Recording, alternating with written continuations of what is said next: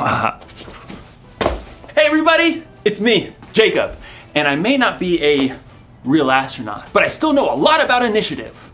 Initiative is seeing what needs to be done and doing it. So, it's doing what needs to be done, yes, but first you have to see what needs to be done. You have to look for the needs around you. They know all about this in space travel. Let's say, for instance, they decide to go from the Earth to the moon. They don't just get in their rockets, strap themselves in, and take off. No. Hey phone, how do I get to the moon? No. They spend months, even years, planning for every trip. They prepare for things that might go wrong and have backup plans in place to help protect them. They look out for things that might get in their way, like other aircrafts or satellites. Ah, look out for that asteroid! Oh, that was a close one. They decide before they even start the trip exactly where they're gonna go and how they're gonna get there. They know Aw, man. I ruined the moon! That was not part of the plan. But good thing, I had a backup plan. This moon is much sturdier. In today's story, we'll hear more about Nehemiah, who had a plan to make the city of Jerusalem stronger. And there was more to that plan than just rebuilding the wall. Nehemiah could have used a smartphone. Knock knock, who's there? It's phone. Hey, phone, question. How do I make Jerusalem stronger? Or maybe not. I'll see you in a few.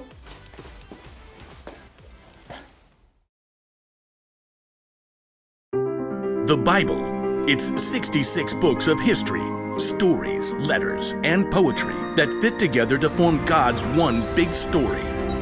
The epic adventure of how He created us and loves us so much that He made a way to rescue us. As we travel through the Bible, from Genesis to Revelation, we discover people who met God and found their lives changed forever. Now, for an amazing story, inspired by the book of Nehemiah, chapter 5, verses 1 through 12. Nehemiah had traveled all the way from the king's palace of Persia to the broken down city of Jerusalem. And there, with God's help, he rallied all the Jews living there to begin the epic job of rebuilding that city's walls. Who's with me?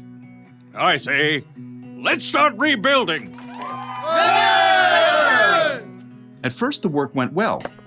Each family or group took a different part of the wall to work on. We're making record time. Nehemiah and the people even managed to ignore taunts and threats from neighboring nations who did not want to see that wall rebuilt. If a fox climbs on that pathetic thing, it'll fall right down. The God of heaven will give us success. So it seemed like nothing was going to stop this big project until new trouble showed up. From inside the walls, a group of Jews in ragged cloaks came to look for Nehemiah where he was working on the wall.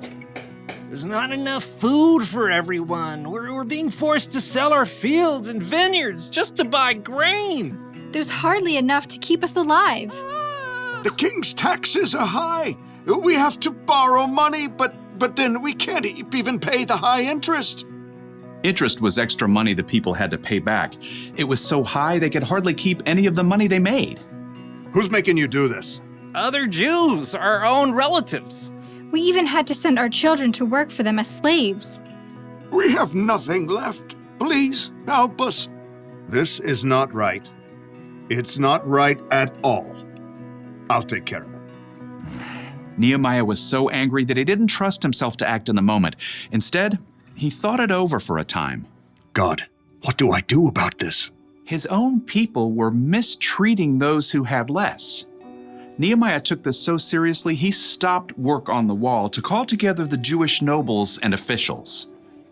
What's this all about? Better be good. Making us lose all this work time. It's not good. It's bad. You're charging your own people interest. It's not like it's that much. I mean, we can't loan money for free, right? Do you have to ask me this? Think about it. Many Jewish people were sold as slaves to other nations, and we had to buy them back and bring them home. Now, you're charging so much interest, they are forced to become slaves again. Oh. No one could argue with Nehemiah. They listened quietly to his next words.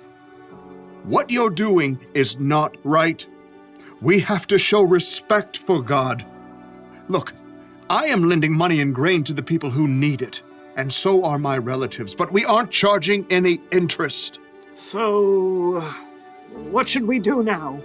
If you've taken anything in payment, give it back. Fields, vineyards, olive groves, houses, give it all back. Even the interest that you've charged, do it now. God moved in the hearts of the people because instead of arguing, they agreed. We'll give it back. We won't make them give us anything else. We'll do just as you say. Very good. Nehemiah sent for the priests so that the nobles and officials could make this promise before God. You must keep this promise, or God will deal with you. Amen. Immediately, the officials did as they said. Here are the papers. The vineyard is yours again. Oh, thank you. I've been working years to get it ready for a good harvest. I took too much. This is yours. This means my son can come home now. So once the nobles and officials made everything right, work on the wall began again, faster and stronger than before, now that everyone had what they needed. And Nehemiah continued to show his people how to treat each other, even though King Artaxerxes had appointed him governor. You know, all the other governors made the people pay them silver and give them lots of food and stuff, even land. That's too heavy a load to put on the people. Instead, Nehemiah dedicated himself to working on the wall. In fact, he even invited 150 people to eat food at his own table. Throughout his life, he always looked for ways to treat people fairly and make things right.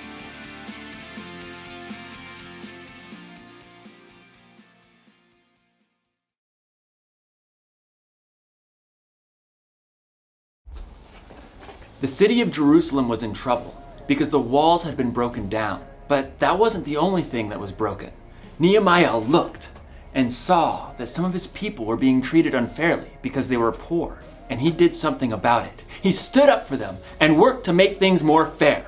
Initiative starts with seeing what needs to be done, and more often than not, it starts with seeing who needs to be helped and what needs to be made right. That's one of the reasons Jesus is so amazing. He saw people.